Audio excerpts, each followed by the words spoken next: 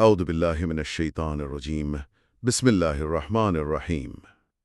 ارتقائی حیاتیات یعنی جسے ہم ایولوشنری بائیولوجی کہتے ہیں، ان کے ماہرین کا ایک بہت ہی حیران کن اور سچی بات ہے، تھوڑا چونکا دینے والا دعویٰ ہے۔ کس حوالے سے؟ وہ کہتے ہیں کہ انسان نے ارتقائی عمل کے دوران خود کو دھوکہ دینا، مطلب سیلف ڈسیپشن، سیکھی اس لیے ہے تاکہ وہ دوسروں کو بہتر طریقے سے دھوکہ دے سکے۔ اچھا، یعنی سائنس اس سے ایک بقا کا طریقہ یا سروائیول میکانزم مانتی ہے؟ بالکل، سائنس اسے سروائیول کہتی ہے، لیکن حیرت کی بات یہ ہے کہ 1400 سال پہلے ایک روحانی متن نے خبردار کر دیا تھا کہ بقا کا یہ نام نہاد طریقہ دراصل ایک بہت خطرناک بیماری ہے۔ صحیح، ایک ایسی بیماری جو دل پر مہر لگا دیتی ہے۔ ہاں، اور اس مہر لگنے کے بعد انسان سچ اور جھوٹ کا فرق ہی بھول جاتا ہے۔ تو آج کی اس فکری نشست میں ہم انسانی دل کی ان تاریک بستیوں کا سفر کریں گے جنہیں ہم اکثر خود اپنی ہی نظروں سے چھپائے رکھتے ہیں۔ بالکل، اور یہ بہت ضروری سفر ہے۔ ہمارا مقصد سورۃ المنافقون کی ابتدائی آیات کی روشنی میں یہ سمجھنا ہے کہ دلوں پر یہ مہر کیسے لگتی ہے، اور سب سے اہم بات، اس کا روحانی اور نفسیاتی علاج یعنی تزکیہ کیسے ممکن ہے۔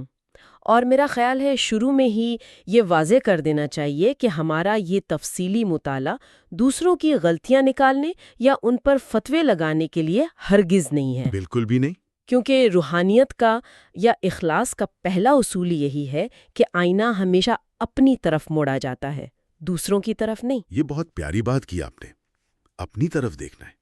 اچھا، اگر ہم تھوڑا سا قرآنی ترتیب پر غور کریں نا، تو سورۃ المنافقون سے بالکل پہلے سورۃ الجمعہ آتی ہے۔ جی، سورۃ الجمعہ۔ وہاں ان مومنین کا ذکر ہے جو خطبے کے دوران تجارتی قافلے کی آواز سن کر باہر نکل گئے تھے۔ تو وہ ایک وقتی کمزوری تھی نا، ایک بھول تھی۔ بالکل ایک بھول تھی، اور اللہ نے وہاں درگزر کا رویہ اپنایا۔ لیکن جیسے ہی سورۃ المنافقون شروع ہوتی ہے، منظرنامہ بالکل ہی بدل جاتا ہے۔ ہاں، کیونکہ یہاں ان لوگوں کا ذکر ہے جو بھولے نہیں ہیں بلکہ باقاعدہ منصوبہ بندی کے ساتھ دکھاوا کر رہے ہیں۔ مطلب بھول جانے اور باقاعدہ اداکاری کرنے کے درمیان جو ایک گہری کھائی ہے، ہماری آج کی گفتگو دراصل اسی کے گرد گھومتی ہے۔ صحیح، اور یہ فرق واقعی سوچنے پر مجبور کرتا ہے، کمزوری اور اداکاری کا فرق۔ لیکن یہ اداکاری، یا جسے ہم نفاق کہتے ہیں، یہ شروع کیسے ہوتی ہے؟ اس کا کوئی ظاہری پہلو بھی تو ہوگا۔ بالکل ہے۔ اگر ہم اس کے تاریخی پس منظر میں جائیں تو غزوہ بنی مستلق کا وہ مشہور واقعہ سامنے آتا ہے جس نے ان آیات کے نزول کی بنیاد رکھی۔ وہاں ایسا کیا ہوا تھا جس نے اس اتنی پوشیدہ بیماری کو بالکل سطح پر لا کھڑا کیا؟ وہ واقعہ دراصل سماجی دباؤ اور تکبر کی ایک کلاسک مثال ہے۔ ہوا یوں کہ غزوہ بنی مستلق سے واپسی پر پانی کے ایک چشمے پر مہاجرین اور انصار کے درمیان ایک معمولی سا جھگڑا ہو گیا۔ اچھا۔ اور وہاں مدینہ کا ایک باعث سردار موجود تھا، عبداللہ بن ابی بن سلول، جس کے اندر تکبر اور سیاسی منافقت کوٹ کوٹ کر بھری ہوئی تھی۔ بالکل۔ تو اس شخص نے غصے اور تکبر میں آ کر ایک بہت ہی زہریلا جملہ کہہ دیا۔ اس نے کہا کہ جب ہم مدینہ واپس جائیں گے تو ہم عزت والوں ان ذلیلوں کو، یعنی نعوذ باللہ مہاجرین کو، وہاں سے نکال دیں گے۔ اوہ، اور پھر یہ بات ایک نہایت کم عمر صحابی حضرت زید بن ارقم رضی اللہ عنہ نے سن لی۔ جی ہاں، اور انہوں نے جا کر پوری سچائی اور ادب کے ساتھ نبی کریم صلی اللہ علیہ وآلہ وسلم کو یہ بات بتا دی۔ میں تصور کر رہا ہوں کہ اس نوجوان کے لیے یہ کتنا مشکل رہا ہوگا۔ ایک طرف مدینہ کا سب سے طاقتور سردار، اور دوسری طرف ایک نوجوان لڑکا جس کے پاس سوائے اپنی سچائی کے اور کچھ نہیں تھا۔ اور یہی اس واقعے کا سب سے اہم موڑ ہے۔ جب نبی کریم صلی اللہ علیہ وآلہ وسلم نے عبداللہ بن ابی کو بلا کر پوچھا تو اس نے بجائے شرمندہ ہونے کے انتہائی اعتماد کے ساتھ جھوٹی قسمیں کھانی شروع کر دیں۔ صاف مکر گیا۔ بالکل مکر گیا۔ اس نے قسمیں کھائیں کہ اس نے ایسا کچھ نہیں کہا۔ اب اس کا اثر یہ ہوا کہ وہاں موجود کئی لوگ تذبذب کا شکار ہو گئے کہ بھئی اتنا بڑا سردار ہے، اتنی بھاری قسمیں کھا رہا ہے، تو جھوٹ کیسے بول سکتا ہے؟ ہاں، انہیں لگا شاید اس لڑکی ہو ہی سننے میں کوئی غلط فہمی ہوئی ہو، جس کی وجہ سے حضرت زید بن ارقم رضی اللہ عنہ شدید دکھ اور ایک طرح کی تنہائی کا شکار ہو گئے۔ اور تب آسمان سے سورت المنافقون کی آیات نازل ہوئیں جنہوں نے اس سردار کی قسموں کا پردہ چاک کر دیا اور اس نوجوان کی سچائی پر مہر ثبت کر دی۔ سچ مچ اس نے اپنے دفاع کے لیے قسموں کی ایک دیوار کھڑی کر دی تھی۔ یہیں پر مجھے اس لفظ نفاق کی لغوی حقیقت نے بہت حیران کیا۔ ہمارے مطالعے کے مطابق عربی زبان میں نفاق کا لفظ دراصل صحرائی چوہے کی ایک خاص قسم سے نکلا ہے جسے یربو کہتے ہیں۔ ارے ہاں، یربو کی بل، یہ بہت زبردست استعارہ ہے نا؟ یہ چوہا زمین کے اندر اپنے گھر کے کئی راستے بناتا ہے۔ ایک راستہ تو وہ ہوتا ہے جہاں سے وہ باقاعدہ اندر جاتا ہے، لیکن وہ ایک اور خفیہ راستہ بناتا ہے جس کا منہ وہ مٹی سے بند رکھتا ہے، تاکہ اگر ایک طرف سے خطرہ ہو یا شکاری حملہ کرے تو وہ دوسری طرف کی مٹی گرا کر فوراً فرار ہو سکے۔ بالکل، اور منافقت کی نفسیات بالکل اسی صحرائی چوہے جیسی ہی ہے۔ 100%۔ ایسے لوگ کسی بھی رشتے میں، کسی نظریے میں یا کسی محفل میں کبھی بھی مکمل طور پر داخل نہیں ہوتے۔ وہ ہمیشہ ایک عقلی یا جذباتی چور دروازہ کھلا رکھتے ہیں۔ توکل کی مکمل کمی ہوتی ہے ان میں۔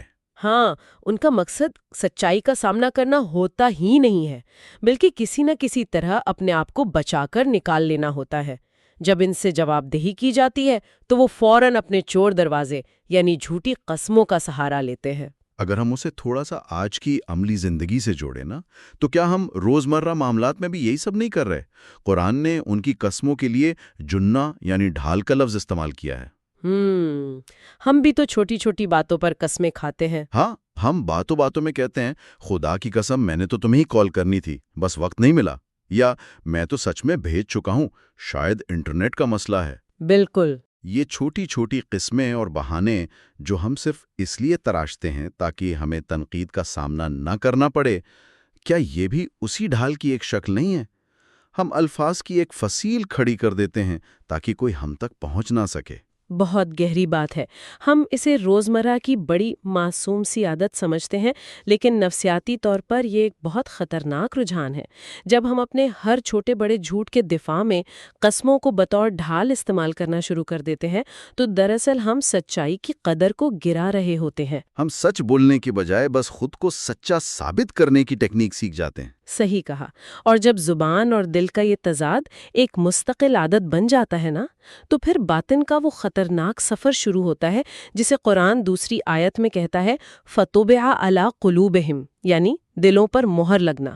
دلوں پر مہر لگنا، سچی بات ہے۔ یہ سنتے ہی ایک عجیب سی گھبراہٹ ہوتی ہے، جیسے کسی چیز کو ہمیشہ کے لیے مقفل کر دیا گیا ہو۔ ہاں، یہ ایک بھاری تصور ہے۔ لیکن صوفیانہ روایات میں اس کی بڑی گہری تفہیم ملتی ہے۔ مشہور صوفی بزرگ حضرت سہل الپستری رحمۃ اللہ کا ایک قول مجھے پڑھنے کو ملا اس حوالے سے۔ انہوں نے کیا فرمایا ہے؟ وہ فرماتے ہیں کہ دل پر مہر لگنا خدا کی طرف سے اٹھایا گیا پہلا قدم نہیں ہے، بلکہ یہ خود ہماری روح کی اپنی پسندیدہ نیند ہے۔ روح کی اپنی پسندیدہ نیند؟ سبحان اللہ۔ جی، جب دل بار بار نور کو مطلب روشنی کو ٹھکراتا ہے تو وہ آہستہ آہستہ اندھیرے کا عادی ہو جاتا ہے، اور دل اندھیرے کو اس لیے پسند کرنے لگتا ہے کیونکہ اندھیرا انسان سے کسی عمل کا، کسی تبدیلی کا، کسی تزکیے کا تقاضا ہی نہیں کرتا۔ کیا کمال کی بصیرت ہے! واقعی روشنی میں تو چیزیں صاف نظر آتی ہیں، آپ کو ان کا سامنا کرنا پڑتا ہے۔ اندھیرے میں آپ آرام سے سو سکتے ہیں۔ اور سب سے دلچسپ بات یہ ہے کہ آج کی جدید سائنس بالکل اسی صوفیانہ تصور کی تصدیق کر رہی ہے۔ آپ نے شروع میں رابرٹ ٹریورز کی ارتقائی حیاتیات والی بات یاد دلائی تھی۔ جی، رابرٹ ٹریورز۔ ان کی تحقیق بتاتی ہے کہ جب انسان جھوٹ بولتا ہے تو اس کے دماغ پر ایک شدید قسم کا بوجھ، جسے کوگنیٹو لوڈ کہتے ہیں، وہ پڑتا ہے۔ کیونکہ دماغ کو بے وقت دو حقیقتوں کو سنبھالنا پڑتا ہے نا؟ بالکل، ایک وہ سچ جو وہ جانتا ہے اور دوسرا وہ جھوٹ جو وہ بول رہا ہے۔ اس بوجھ کی وجہ سے انسان کے چہرے پر مائکرو ایکسپریشنز ابھرتے ہیں، آواز میں ایک تناؤ آ جاتا ہے اور سامنے والا انسان اکثر اس کا جھوٹ پکڑ لیتا ہے۔ تو پھر دماغ اس دباؤ سے بچنے کے لیے کیا کرتا ہے؟ کیونکہ دماغ تو ہمیشہ آسانی ڈھونڈتا ہے۔ دماغ بہت ہوشیار ہے، وہ اس دباؤ کو ختم کرنے کے لیے خود کو ہی دھوکہ دینا شروع کر دیتا ہے۔ جب انسان بار بار جھوٹ بولتا ہے تو دماغ اس جھوٹ کو ہی سچ ماننا شروع کر دیتا ہے۔ ارے واہ! یعنی جب آپ خود اپنے جھوٹ پر یقین کر لیتے ہیں تو پھر کوئی دباؤ نہیں رہتا۔ ہاں، کوئی مائکرو ایکسپریشنز نہیں بنتے، آپ ایک پرفیکٹ بے عیب جھوٹے بن جاتے ہیں۔ اور نیورو سائنس بھی ہمیں یہی بتاتی ہے کہ پہلی بار جھوٹ بولنے میں ہمارے دماغ کے پری فرنٹل کارٹیکس کو بہت زیادہ محنت کرنی پڑتی ہے. جیسے کسی بھاری پتھر کو پہاڑ پر دھکیلنا ہو. صحیح. لیکن جب جھوٹ بولنا ایک عادت بن جائے تو دماغ کے اندر اعصابی رابطے یعنی جو نیورل پاتھویز ہیں وہ بدل جاتے ہیں. پھر جھوٹ بولنا دماغ کے لیے اعصابی طور پر انتہائی سستا ہو جاتا ہے. مطلب یہ نیورولوجیکلی چیپر ہو جاتا ہے. کیا یہ بالکل وہی عمل نہیں ہے جسے قرآن دلوں پر مہر لگنا یا دل کا زنگ آلود ہو جانا کہہ رہا ہے؟ 100% وہی ہے. یہ تو ایک بڑی خوفناک صورتحال ہے. لیکن یہاں میں ایک سوال ضرور اٹھانا چاہوں گی جو شاید بہت سے لوگ سوچتے بھی ہوں گے. جی پوچھیے. اگر دماغ کا پری فرنٹل کارٹیکس خود ہی ہمارے جھوٹ کو آسان بنا رہا ہے، مطلب اگر ہماری بایولوجی اور ہمارے اعصاب ہی ہمیں دھوکہ دہی کی طرف دھکیل رہے ہیں، تو کیا ہم اپنی ہی بایولوجی سے ہار نہیں گئے؟ یہ تو بہت اہم سوال ہے. ہاں نا، جب سائنس اور قرآن دونوں کہہ رہے ہیں کہ دل پر مہر لگ چکی ہے، تو کیا اس کا مطلب یہ ہے کہ اب واپسی کا ہر دروازہ بند ہو چکا ہے؟ کیا ہم ایک ایسی حتمی تقدیر کا شکار ہو گئے ہیں جسے اب بدلا ہی نہیں جا سکتا؟ یہ ایک بہت منطقی اعتراض ہے. بظاہر ایسا ہی لگتا ہے کہ جب مہر لگ گئی تو بس کھیل ختم. لیکن روحانیت اور ہماری جو جدید نیورو پلاسٹیسٹی ہے، دونوں ہمیں بتاتے ہیں کہ ایسا بالکل نہیں ہے. اچھا، وہ کیسے؟ نیورو پلاسٹیسٹی کا اصول ہے کہ دماغ کے جو راستے بن سکتے ہیں وہ مستقل مختلف عمل سے ٹوٹ بھی سکتے ہیں. قرآن میں اللہ تعالیٰ فرماتا ہے آمنو تم کفرو، یعنی وہ ایمان لائے پھر انہوں نے کفر کیا. یہ ایک مستقل عمل کی نشاندہی ہے. یعنی یہ کوئی پیدائشی یا حتمی فیصلہ نہیں ہے؟ بالکل نہیں، یہ ہمارے اپنے انتخابات کا نتیجہ ہے. اگر ایک مستقل غلط عمل سے مہر لگ سکتی ہے تو سچی توبہ، خود احتسابی اور ذکر الہی کی مسلسل مشق سے اس مہر کو توڑا بھی جا سکتا ہے. یعنی دماغ اور دل کو دوبارہ حق کے لیے سنساس بنایا جا سکتا ہے؟ جی، اور صوفیہ اسی کو تو تزکیہ کہتے ہیں. لیکن اس کی پہلی شرط یہ ہے کہ انسان کو اپنی اس بیماری کا احساس ہو جائے. اور میرے خیال میں یہی سب سے مشکل مرحلہ ہے، کیونکہ وہ شخص تو پہلے ہی اندھیرے میں سونے کا عادی ہو چکا ہوتا ہے. صحیح بات ہے. اچھا، جب کوئی انسان اس حد تک دوگلے پن کا شکار ہو جائے تو اس کی ظاہری شخصیت کیسی ہوتی ہے دنیا کے سامنے؟ قرآن کی 4 آیت میں ایک بہت ہی کمال کی تشبیہ استعمال کی گئی ہے. خشبن مسندتن. جی، فرمایا گیا ہے خشبن مسندتن، یعنی سہارا دی گئی لکڑیاں. بتایا گیا ہے کہ باہر سے ان کے جسم بہت دلکش ہوتے ہیں، ان کی باتیں اتنی میٹھی ہوتی ہیں کہ انسان بس سنتا ہی رہ جائے، لیکن اندر سے وہ محض کھوکھلی لکڑیاں ہوتی ہیں جنہیں بس ایک دیوار کے ساتھ کھڑا کر دیا گیا ہو. اس مقام پر نا مولانا رومی کی ایک تمثیل بالکل فٹ بیٹھتی ہے. ارے واہ، رومی کیا فرماتے ہیں؟ رومی فرماتے ہیں کہ جب آپ کسی درخت کو کاٹ کر، اسے چھیل کر اور رگڑ کر لکڑی کا کوئی شاہکار بناتے ہیں تو وہ کٹی ہوئی لکڑی بہت ہموار، چکنی اور بے عیب لگتی ہے. اس پر کوئی داغ نظر نہیں آتا. بالکل، لیکن یاد رکھیں وہ لکڑی مردہ ہوتی ہے، اس میں کوئی جان نہیں ہوتی. اس کے برعکس آپ ایک زندہ درخت کو دیکھیں، اس کی چھال کھردری ہوتی ہے. ہوتا ہے. سبحان اللہ، یہ کتنی شاندار مثال ہے. ہم سب اپنے نفس کو اسی پالش کی ہوئی کٹی ہوئی لکڑی کی طرح بے عیب اور ہموار دکھنا چاہتے ہیں. ہم چاہتے ہیں کہ دنیا کے سامنے ہماری کوئی خامی آئے ہی نہ. بالکل. اور اگر ہم آج کی زندگی پر غور کریں تو ہمارا پورا ماڈرن کلچر اور خاص طور پر یہ جو ہمارا سوشل میڈیا ہے، یہ بالکل اسی بے عیب لکڑی کا مطالبہ کرتا ہے. سچ کہا آپ نے. ہم اپنی تصویریں، اپنے سٹیٹس، اپنی کامیابیاں ایسے سجا کے پیش کرتے ہیں جیسے ہماری زندگی میں کوئی دکھ، کوئی خردراپن ہے ہی نہیں.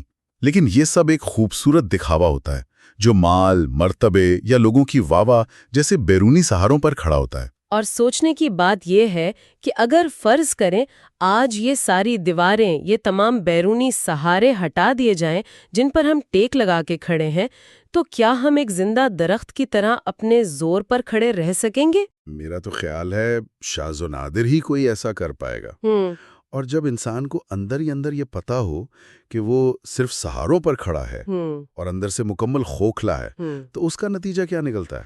ایک شدید نفسیاتی خوف. ہاں، وہ ہمیشہ ڈرا رہتا ہے. قرآن نے اس کیفیت کو ان الفاظ میں بیان کیا ہے: یحسبون کل صیحۃ علیہم، مطلب وہ ہر زور کی آواز کو اپنے ہی خلاف سمجھتے ہیں۔ چونکہ وہ اندر سے سچے نہیں ہوتے نا، اس لیے وہ ہمیشہ ایک مسلسل ڈر میں جیتے ہیں کہ کہیں ہمارا اصلی چہرہ سامنے نہ آ جائے، کہیں کوئی ہماری حقیقت نہ جان لے۔ اور مزے کی بات ہے کہ اس قرآنی نفسیات کی تائید بھی آج کی جدید ریسرچ کرتی ہے۔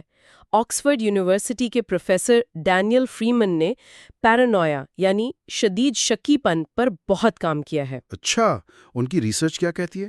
ان کی تحقیق یہ بتاتی ہے کہ وہ لوگ جو اپنے اندر کوئی شرم، کوئی راز یا کوئی پوشیدہ ایجنڈا چھپائے رکھتے ہیں، وہ اپنے ماحول کے بارے میں حد سے زیادہ محتاط یعنی ہائپر ویجیلنٹ ہو جاتے ہیں۔ انہیں ہر چیز سے خطرہ محسوس ہوتا ہے۔ جی، انہیں لگتا ہے کہ ہر شخص ان کے بارے میں ہی بات کر رہا ہے۔ اگر وہ کسی کمرے میں داخل ہوں اور دو لوگ سرگوشی کر رہے ہوں تو ان کا دماغ فوراً کہے گا یہ یقیناً میرے بارے میں بات کر رہے ہیں۔ ایک عام سی تنقید کو بھی وہ اپنی ذات پر حملہ سمجھتے ہیں۔ ان کے اندر کا چور کبھی انہیں سکون سے جینے نہیں دیتا۔ بالکل، ایک صاف ضمیر والا انسان جس کا ظاہر اور باطن ایک ہو، جب وہ کوئی خطرے کی آواز سنتا ہے تو وہ بڑی حیرانی سے پوچھتا ہے کیا ہوا ہے، کہاں سے آواز آئی؟ ہاں، اسے ڈر نہیں لگتا۔ لیکن ایک منافق انسان جب وہی آواز سنتا ہے تو گھبرا کر سوچتا ہے کیا انہیں میرے راز کا پتہ چل گیا ہے؟ کیا کوئی مجھے پکڑنے آ رہا ہے؟ یہ ہے وہ مسلسل عذاب جو دوگلے پن کی کوکھ سے جنم لیتا ہے۔ اوف، یہ سب جاننے کے بعد تو یوں لگتا ہے کہ یہ ایک ایسی بیماری ہے جو ہم میں سے ہر انسان کو کسی نہ کسی سطح پر متاثر کر رہی ہے۔ تو پھر سوال یہ پیدا ہوتا ہے کہ ہم اس تضاد سے نکل کر ہم آہنگی یعنی ہارمنی کی طرف کیسے جا سکتے ہیں؟ یہ سب سے اہم سوال ہے۔ مطالعے کے دوران میری نظر حروف ابجد کے ایک ایسے ریاضیاتی پہلو پر پڑی جس نے مجھے واقعی سوچنے پر مجبور کر دیا۔ میں جانتا ہوں کہ ہندسوں سے روحانیت ثابت نہیں کی جا سکتی، لیکن اس کا علامتی پہلو بہت دلچسپ ہے۔ جی، وہ ابجد کا حسابی ربط علم العادات کے اعتبار سے بہت معنی خیز ہے۔ میں بتاتی ہوں، ذرا غور کیجئے۔ لفظ منافق کے حروف میم، نون، الف، فے، قاف کا اگر ہم ابجد کے حساب سے مجموعہ نکالیں تو وہ 271 بنتا ہے۔ ٹھیک ہے۔ جب ہم ان ہندسوں کو آپس میں جمع کرتے ہیں 2، 7 اور 1 تو جواب 10 آتا ہے، اور 10 کے ہندسوں کو ملانے سے 1 بنتا ہے، ایک، جو کہ وحدت کی، یکتائی کی علامت ہے۔ بالکل۔ یعنی ایک منافق دنیا کے سامنے یہی دعویٰ کرتا ہے کہ وہ ایک ہے، مکمل ہے اور مومنوں کی جماعت کے ساتھ کھڑا ہے۔ یہ اس کا ظاہری دعویٰ ہے، مگر یہ ایک جھوٹا دعویٰ ہے، اور اس دعوے کی حقیقت تب کھلتی ہے جب ہم ان الفاظ کا تجزیہ کرتے ہیں جن پر اس کی یہ منافقت کھڑی ہوتی ہے۔ جیسے یمین، جس کا مطلب ہے قسم، کذب یعنی جھوٹ، اور خشب یعنی لکڑی۔ جب ہم ان تینوں الفاظ کے اعداد نکال کر انہیں سنگل ڈیجٹ تک لاتے ہیں تو ان سب کا اختتام 2 پر ہوتا ہے۔ ارے واہ، 2 پر؟ جی، اور 2 تقسیم کی علامت ہے، دوگلے پن کی علامت ہے، 2 کشتیوں میں سوار ہونے کی علامت ہے، مطلب دعویٰ وحدت اور یکتائی کا، اور اندرون مکمل تقسیم کا۔ اور اس علامتی ریاضی کا سب سے خوبصورت حصہ وہ ہے جو اس کا حل پیش کرتا ہے۔ وہ کیسے؟ اگر آپ لفظ قلب یعنی دل اور لسان یعنی زبان اور خود نفاق یعنی اس بیماری کے ہند سے نکالیں تو حیرت انگیز طور پر یہ تینوں 6 پر ختم ہوتے ہیں۔ 6 پر۔ اس کی حکمت یہ بتائی جاتی ہے کہ جب قلب اور لسان یعنی انسان کا دل اور اس کی زبان ایک ہی سمت میں ہو، دونوں میں سچائی ہو، تو یہ 6 کا ہندسہ ہم آہنگی، توازن اور سکون کی علامت بن جاتا ہے۔ اور اگر یہ دونوں الگ الگ بھاگ رہے ہوں؟ ہاں، اگر دل میں کچھ ہو اور زبان پر کچھ اور، تو یہی ہندسہ انسان کی ذات کے اندر منافقت کی اس پوری عمارت کا معمار بن جاتا ہے۔ بیماری ہمیشہ وہیں پیدا ہوتی ہے جہاں تضاد ہوتا ہے۔ یہ ریاضیاتی استعارہ سن کر اچھا تو بہت لگتا ہے، لیکن اگر میں ایک عام انسان کی نظر سے سوچوں تو ہندسوں کا یہ کھیل میرے دل کی بیماری کا علاج تو نہیں کر سکتا نا؟ عملی دنیا میں جہاں روزمرہ کے مفادات اور اتنا دباؤ ہوتا ہے، وہاں اس بیماری سے کیسے بچا جائے؟ صحیح بات ہے۔ یہاں مجھے امام غزالی رحمۃ اللہ علیہ کی وہ حکمت یاد آتی ہے جو انہوں نے ریاکاری اور نفاق کے فرق میں بیان کی ہے، اور اس کا جو علاج بتایا ہے۔ بالکل، اصل علاج تو عملی حکمت میں ہی پوشیدہ ہے۔ امام غزالی بڑی خوبصورتی سے سمجھاتے ہیں کہ ریاکاری یہ ہے کہ آپ نے کوئی نیکی یا عبادت کی لیکن اس نیت سے کی کہ لوگ دیکھ لیں۔ یہ ایک وقتی بیماری ہے۔ جی، لیکن نفاق اس سے بہت آگے کی چیز ہے۔ نفاق کا مطلب یہ ہے کہ آپ کی پوری مذہبی یا سماجی زندگی ہی ایک پرفارمنس بن چکی ہے، آپ کا حقیقت سے اللہ سے کوئی تعلق ہی نہیں رہا۔ تو پھر غزالی اس کا علاج کیا بتاتے ہیں؟ وہ اس کا علاج ایک نہایت طاقتور عمل میں بتاتے ہیں، اور وہ ہے سمت، یعنی خاموشی اختیار کرنا۔ خاموشی؟ لیکن خاموشی سے یہ پرفارمنس کیسے رکے گی؟ ہم تو عموماً یہ سمجھتے ہیں کہ شاید زیادہ ذکر کرنے یا زیادہ بولنے سے علاج ہوگا۔ دیکھیں، صوفیہ کہتے ہیں کہ منافق ہمیشہ اپنے الفاظ، اپنی تعویلوں اور اپنے دعووں کے سہارے زندہ رہتا ہے۔ وہ اپنی ہر خامی کو لفظوں کے پلستر سے چھپاتا ہے۔ جیسے وہ قسموں کو ڈھال بناتا ہے۔ بالکل۔ جب آپ شعوری طور پر خود کو خاموشی کی مشق کرواتے ہیں، جب آپ غیر ضروری بولنا، لوگوں کو صفائیاں دینا اور ہر بات میں خود کو سچا ثابت کرنا چھوڑ دیتے ہیں، تو وہ جو پرفارمنس ہے نا، وہ بھوکی مرنے لگتی ہے۔ ارے واہ! خاموشی وہ آگ ہے جو منافقت کے پردوں کو جلا دیتی ہے۔ جب زبان چپ ہوتی ہے، تب جا کر دل کو بولنے کا اور اللہ کے سامنے اپنی حقیقت کا اعتراف کرنے کا موقع ملتا ہے۔ یہی اصل ادب ہے۔ یہ بات واقعی سیدھی دل میں اترتی ہے، اور یہیں سے ہم اس پوری گفتگو کے نچوڑ کی طرف آتے ہیں۔ یہ سارا علمی سفر، قرآنی آیات، ارتقائی حیاتیات، رومی کی لکڑی اور غزالی کی خاموشی، یہ سب ہمیں ایک بہت گہری اور شاید تھوڑی چبھنے والی حقیقت کی طرف لے کر جاتے ہیں۔ اور وہ حقیقت کیا ہے؟ وہ یہ ہے کہ انسان کا سب سے بڑا خوف اپنا نقاب کھو دینے کا خوف ہے۔ ہم ساری زندگی اسی ڈر میں گزار دیتے ہیں کہ کہیں لوگوں کو ہماری اصلیت نہ پتہ چل جائے۔ لیکن سچ تو یہ ہے کہ جس دن ہم شعوری طور پر اللہ کے حضور اپنا یہ نقاب اتار دیتے ہیں، جس دن ہم اپنے ظاہر اور باطن کو ایک کر لیتے ہیں، تو اس دن کے بعد ہمارے پاس کھونے کے لیے کوئی خوف باقی ہی نہیں رہتا۔ بے شک۔ پھر ہم ان کھردری چھال والے درختوں کی طرح ہو جاتے ہیں جو طوفانوں میں جھولتے تو ہیں مگر گرتے نہیں، کیونکہ ان کی جڑیں مضبوط ہوتی ہیں۔ سچائی کی جڑیں ہی انسان کو قائم رکھتی ہیں، اور اس نقاب کو اتارنے کے لیے، اس باطن کے زنگ کو کھرچنے کے لیے، امام غزالی نے ہمیں 3 نہایت عملی اور سخت سوالات دیے ہیں۔ اچھا؟ ہاں، جو ہر انسان کو روزانہ رات کو سونے سے پہلے خود سے پوچھنے چاہیے۔ یہ سوالات وہ کسوٹی ہیں جن پر ہم اپنے دل کو پرکھ سکتے ہیں۔ وہ 3 سوالات ایسے ہیں جنہیں واقعی دل کی تختی پر ثبت کر لینے کی ضرورت ہے۔ پہلا سوال، کیا اگر مجھے کوئی بھی انسان نہ دیکھ رہا ہوتا، تب بھی میں یہ عبادت اسی خشوع، اسی دھیان سے کرتا جو میں آج مسجد میں یا لوگوں کے سامنے کر رہا تھا؟ یہ بہت کڑا سوال ہے۔ اور دوسرا سوال، اگر کسی کو کبھی خبر نہ ہوتی، کوئی کبھی میری تعریف نہ کرتا، میرے نام کی تختی نہ لگتی، تو کیا پھر بھی میں غریبوں کی اتنی ہی مدد کرتا یا یہ صدقہ دیتا؟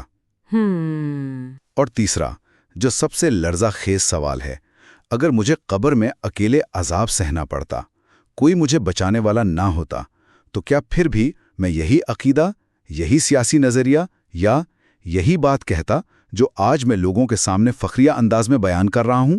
اللہ اکبر! یہ سوالات تو روح کو اس کی اصل اوقات یاد دلانے کے لیے کافی ہیں۔ ان سوالات کا ایمانداری سے دیا گیا جواب ہمیں فوراً بتا دے گا کہ کیا ہم ایک زندہ درخت ہے یا محض سہارا دی گئی وہ کھوکھلی لکڑیاں جنہیں اندر سے دیمک کھا چکی ہے۔ بالکل۔ تو جانے سے پہلے ایک آخری پہلو پر ضرور غور کیجیے گا۔